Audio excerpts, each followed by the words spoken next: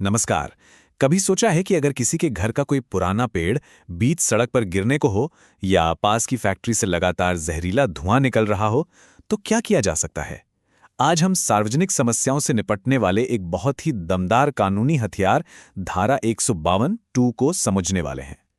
जरा सोच कर देखिए, आपके पड़ोस का एक पेड़ है जो कभी भी आम रास्ते पर गिर सकता है, या फिर एक फैक्ट्री है जो लगातार हानिकारक धुआं छोड़ रही है। ऐसी खतरनाक स्थितियों में फौरन मतलब तुरंत क्या किया जा सकता है? बस यही वो सवाल है जिसका जवाब धारा 152 में छिपा है। तो आज हम क्या-क्या जानेंगे? सबसे पहले हम समझेंगे कि ये उपद्रव या न्यूसेंस आखिर है क्या भला। फिर देखेंगे कि इसे रोकने की पावर किसके पास है।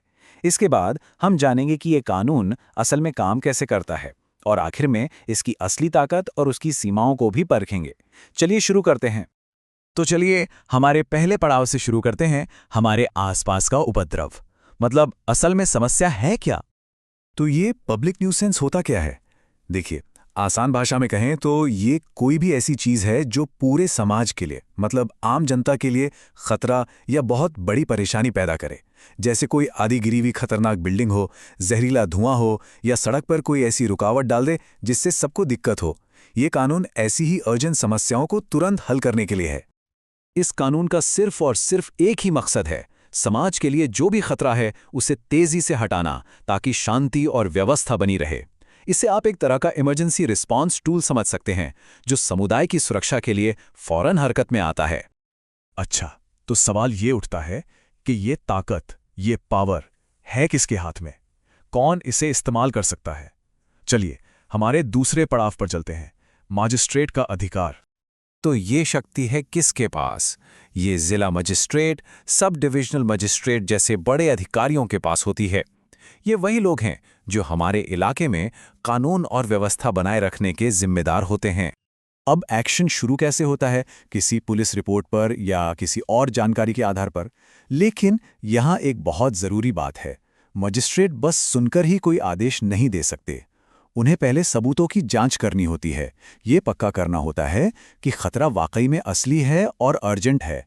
इससे पावर का गलत इस्तेमाल होने से रोका जाता है। अब ये समझते हैं कि कानून की नज़र में असल में उपद्रव माना क्या क्या जाता है। तो देखिए, धारा 152 में 6 खास तरह की परेशानियां बताई गई हैं। इस टेबल पर एक नज़र डालिए। इसमें 6 मुख्य तरह के उपद्रव हैं। जैसे अगर कोई आम रास्ते पर गैर कानूनी कब्जा कर ले तो उसे हटाने का ऑर्डर दिया जा सकता है, या कोई ऐसा व्यापार कर रहा है जिससे लोगों की सेहत को खतरा है तो उसे रोका जा सकता है। इसी तरह खतरनाक बिल्डिंग्स, बिना घेराबंदी वाले कुएं या फिर खतरनाक जानवरों के खिलाफ भी तुरंत कार्रवाई हो सकती है। अच्छा, अब जब हम ये जान गए हैं कि न्यूसेंस क्या है, तो चलिए देखते हैं कि ये कानून असल में जमीन पर काम कैसे करता है। चलते हैं हमारे चौथे पड़ाव पर, सशर्त आदेश। ये सशर्त आदेश या कंडीशनल ऑर्डर एक तरह का कानूनी नोटिस है। इसका मतलब एकदम सीधा है। ये कहता है, या तो इस समस्या को इस तारीख तक ठीक कर दो, या फिर कोर्ट में आकर वजह बताओ कि तुम्हें ऐसा क्यों नहीं करना चाहिए। ये उस व्यक्ति को अपनी बात रखने का एक मौका देता है। तो पूरी प्रक्रिया बहुत सीधी सादी है। सबसे पहले उपद्रव की जानकारी मिलती है, फिर मैजिस्ट्रेट सबूत देखकर खतरे की पुष्टि करते हैं। इसके बाद जो भी जिम्मेदार व्यक्ति है उसे एक सशर्त आदेश भेजा जाता है, और आखिर में उस व्यक्ति के पास 2 ही रास्ते होते हैं, या तो वो समस्या को ठीक करे या फिर कोर्ट में अपना पक्ष रखे। और अब हम आते हैं इस कानून के सबसे शक्तिशाली और शायद सबसे हैरान करने वाले पहलू पर, हमारा आखिरी पड़ाव, शक्ति और उसकी सीमाएं। ये एक लाइन इस कानून के बारे में सब कुछ कह देती है।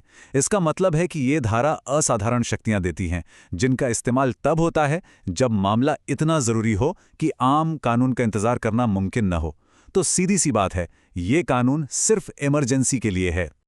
और यही इस कानून का सबसे बड़ा दाव है। धारा 152 के तहत जब एक शुरुआती सशर्त आदेश जारी हो जाता है तो उसे किसी भी सिविल कोर्ट में चुनौती नहीं दी जा सकती। जी हां, बिल्कुल सही सुना।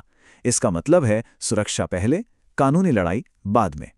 लेकिन यहां एक बहुत ही जरूरी संतुलन बनाया गया है। शुरुआती आदेश को इसलिए चुनौती नहीं दी जा सकती ताकि फौरन एक्शन हो सके, पर एक बार जब मामला निपट जाता है और अंतिम आदेश आ जाता है तो जिस व्यक्ति पर इसका असर पड़ा है वो अपने निजी अधिकारों के लिए एक अलग से सिविल मुकदमा जरूर कर सकता है। तो इस सब का निचोड़ क्या है? सीखने वाली बात यह है कि ये कानून लंबी और धीमी कानूनी प्रक्रियाओं के ऊपर समाज के खतरे को तेजी से हटाने को तरजीह देता है। इसका एक ही सिद्धांत है, पहले सुरक्षा, बाद में कानूनी बहस। और ये हमें एक बहुत बड़े सवाल पर लाकर छोड़ देता है।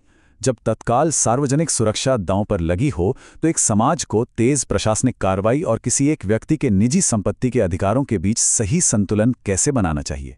ये एक ऐसा सवाल है जो इस शक्तिशाली कानून के बिल्कुल केंद्र में है।